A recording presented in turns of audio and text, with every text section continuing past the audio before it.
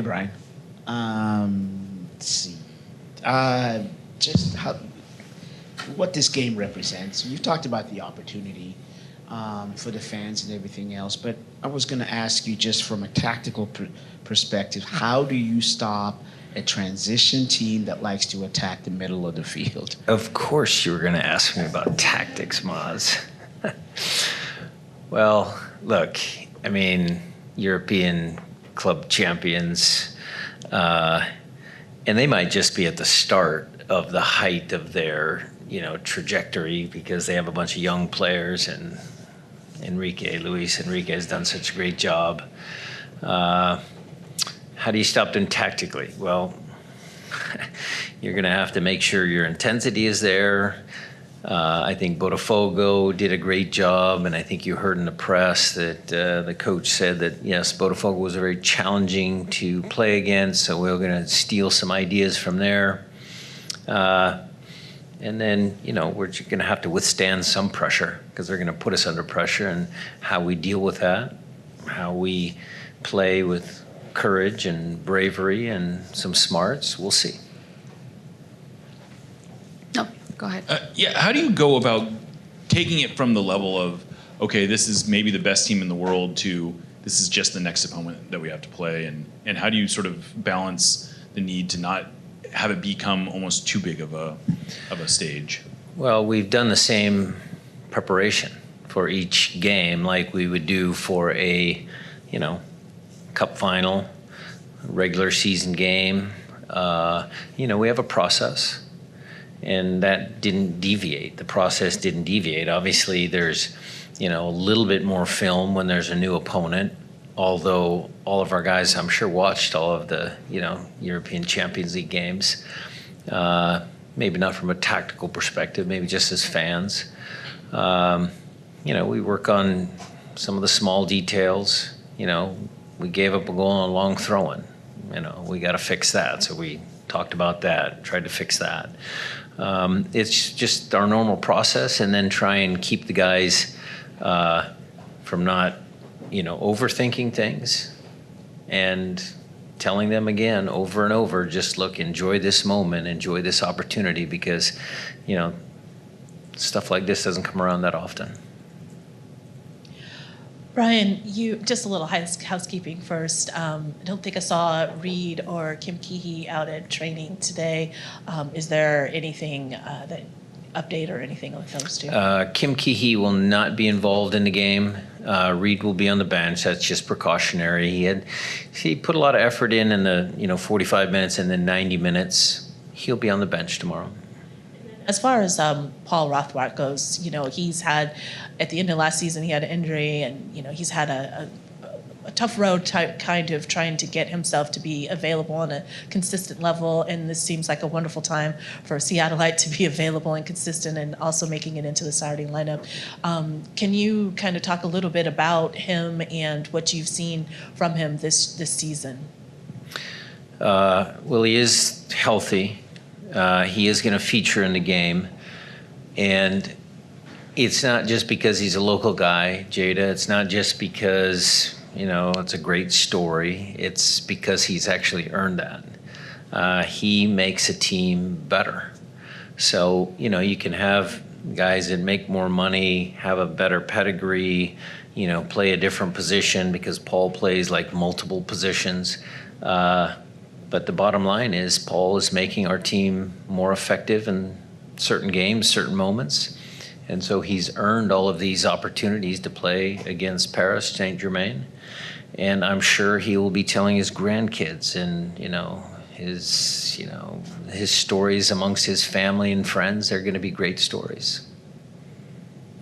Hi, Coach. Good afternoon. This is the first time ever that Seattle Sounders is facing a current champion of Europe in any level.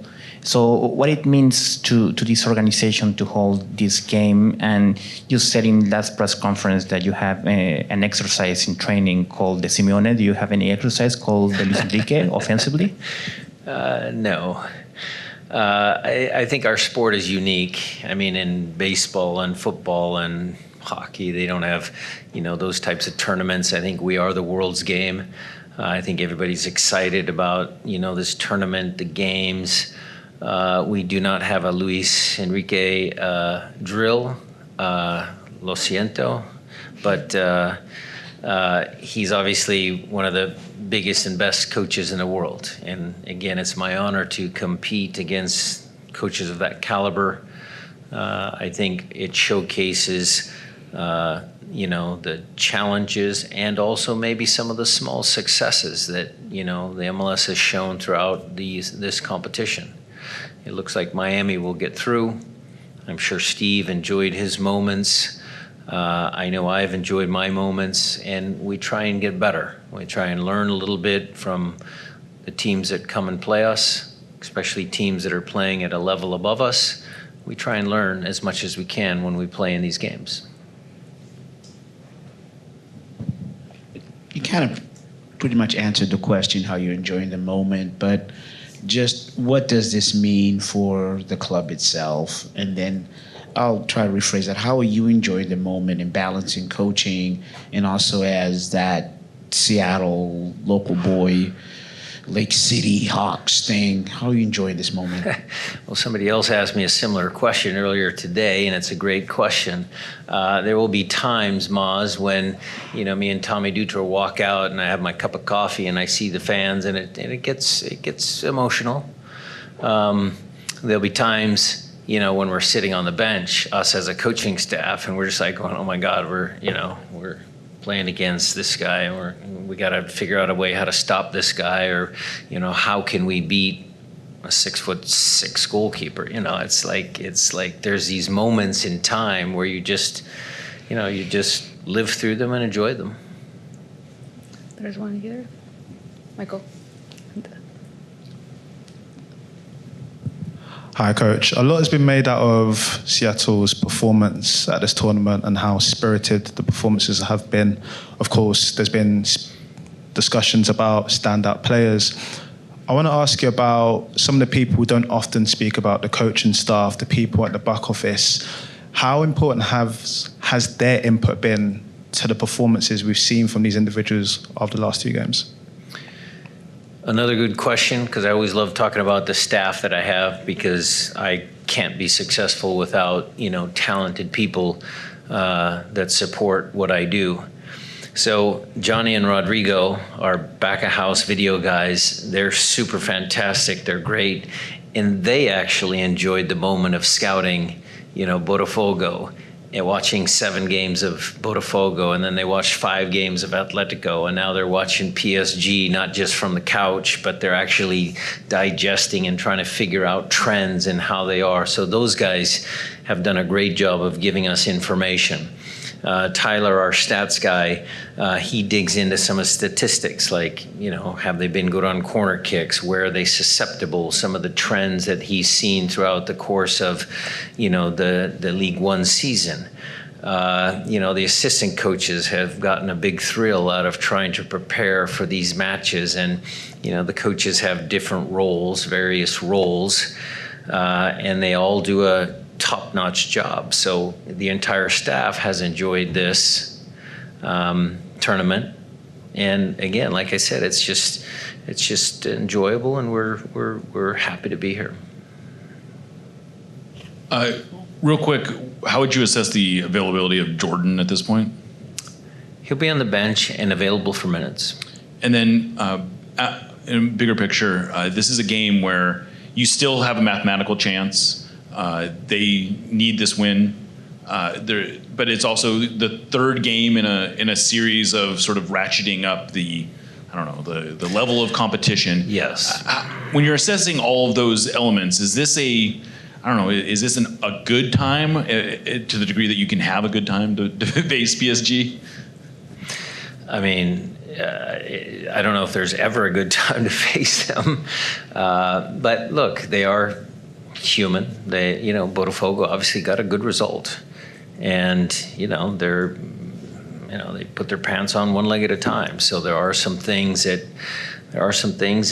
they're susceptible to. Now, having said that, we totally understand the reality of our predicament and the situation, and it is going to be a challenging game.